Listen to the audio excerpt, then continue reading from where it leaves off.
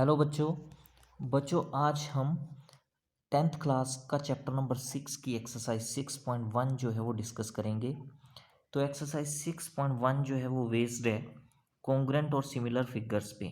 तो सबसे पहले आपको पता होना चाहिए कि कॉन्ग्रुएंट फिगर्स क्या होती हैं और सिमिलर फिगर्स क्या होती हैं। कॉन्ग्रुएंट फिगर्स के बारे में आपने लोअर क्लासेस में भी पढ़ा है, फिर भी यहाँ पे हम एक बार डिस्कस कर लेते हैं कि कॉन्ग्रुएंट फिगर्स और सिमिलर फिगर्स में डिफरेंस क्या होता है। तो इन जनरल बात करें, दो फिगर्स को हम कॉन्ग्रुएंट कब बोलेंगे? जब उनके कोरस्पोंडिंग एंगल्स इक्वल हों और कोरस्पोंडिंग साइड्स भी इक्वल हों, तो फिगर्स क्या होती हैं? कॉन्ग्रुएंट।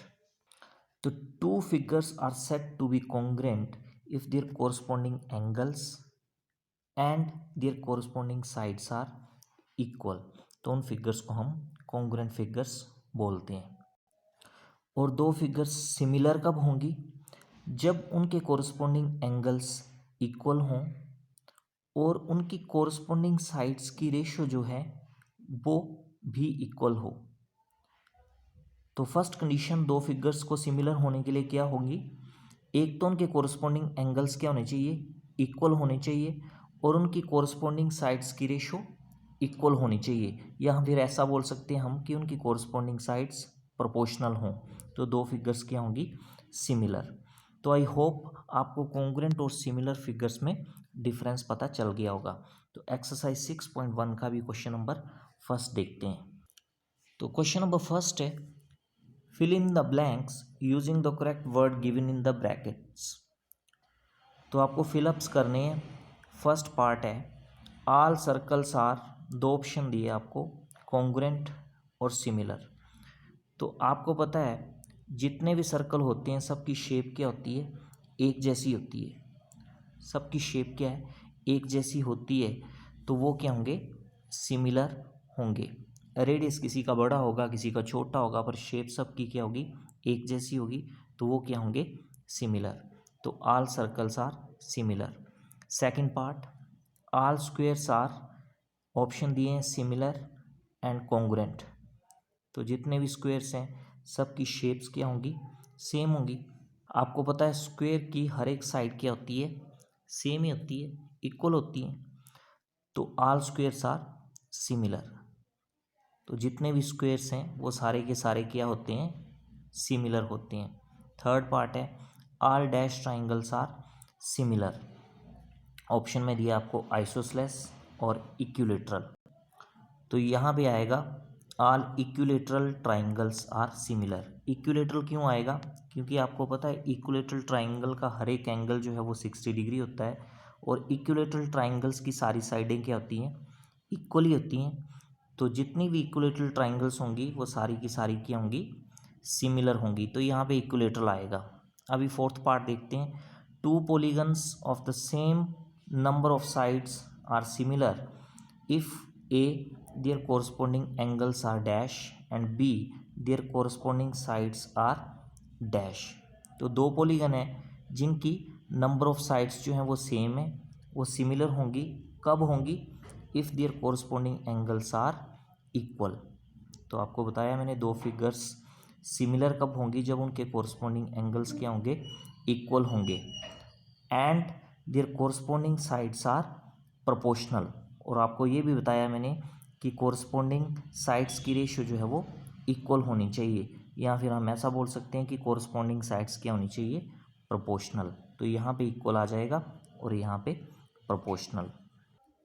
एक बात का और ध्यान रखना है आपने, जितनी भी कॉन्ग्रुएंट फिगर्स होती हैं वो सारी की सारी क्या होती हैं? Similar. All congruent figures are similar, but it is not necessary that all similar figures may be congruent। ये जरूरी नहीं है कि सारी की सारी सिमिलर फिगर्स भी क्या हों? कॉन्ग्रुएंट फिगर्स हों। पर ये जरूर है कि जितनी भी कॉन्ग्रुएंट फिगर्स होंगी वो सारी की सारी क्या होंगी? सिमिलर होंगी। चलिए सेकंड क्वेश्चन देखते हैं, give two different examples of pair of similar figures. तो यहाँ पे आपको एग्जांपल देने हैं दो, किनके? सिमिलर फिगर्स के। तो फर्स्ट एग्जांपल आप सर्कल का ही दे सकते हो, क्योंकि आपको बताया मैंने जितने भी सर्कल्स होते हैं वो सारे के सारे क्या होते हैं? सिमिलर हो सकते हैं। और दूसरा एग्जांपल आप इक्विलेटरल ट्राइंगल का भी दे सकते हो, क्योंकि जितनी भी इक्विलेटरल ट्राइंगल्स होती हैं वो सारी की सारी क्या होती हैं, सिमिलर ही होती हैं। उसके बाद नॉन सिमिलर फिगर्स के आपको दो एग्जांपल देने हैं। तो नॉन सिमिलर फिगर्स के आप फर्स्ट एग्जांपल दे सकते हो, एक आप पैरेललोग्राम ले सकते हो और दूसरा आप स्क्वायर ले सकते हो। तो वो क्या होंगे, दोनों नॉन सिमिलर। और दूसरी एग्जांपल में आप एक राइट एंगल ट्राइंगल ले सकते हो और दूसरी आप इक्विलेटरल ट्राइंगल ले सकते हो।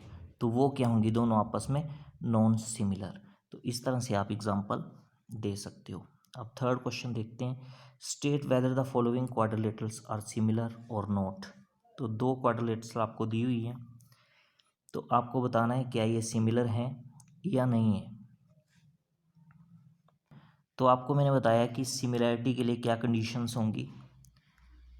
फर्स्ट कंडीशन तो क्या होगी कि जो कोरस्पॉन्डिंग एंगल्स हैं वो इक्वल होने चाहिए। तो आप देख सकते हो कोरस्पॉन्डिंग एंगल्स, एंगल पी के कोरस्पॉन्डिंग एंगल कौन सा है, यहाँ पे एंगल ए। तो एंगल ए तो 90 डिग्री का है, पर एंगल पी जो है वो 90 डिग्री का नहीं है। इसी तरह से एंगल क्यू के कोरस्पॉन्डिंग एंगल बी है, एंगल बी 90 का है बट एंगल क्यू 90 का नहीं है। इसी तरह से एंगल आर के कोरस्पॉन्डिंग यहाँ पे एंगल सी है, एंगल सी 90 का है बट एंगल आर 90 का नहीं है। इसी तरह से एंगल एस के कोरस्पॉन्डिंग एंगल डी है, एंगल डी तो 90 डिग्री का है बट एंगल एस जो है वो 90 डिग्री का नहीं है। तो फर्स्ट कंडीशन ही फुलफिल नहीं हो पा रही है, मतलब कोरस्पॉन्डिंग एंगल ही इक्वल नहीं है। तो ये दोनों फिगर्स क्या होंगी, सिमिलर नहीं होंगी। तो हम लिखेंगे given two quadrilaterals are not similar. तो आई होप ये एक्सरसाइज आपको अच्छे से समझ आ गई होगी। अपने नेक्स्ट वीडियो में हम एक्सरसाइज 6.2 का इंट्रो पार्ट डिस्कस करेंगे। तो आज के लिए फ़िलहाल इतना ही। Thank you.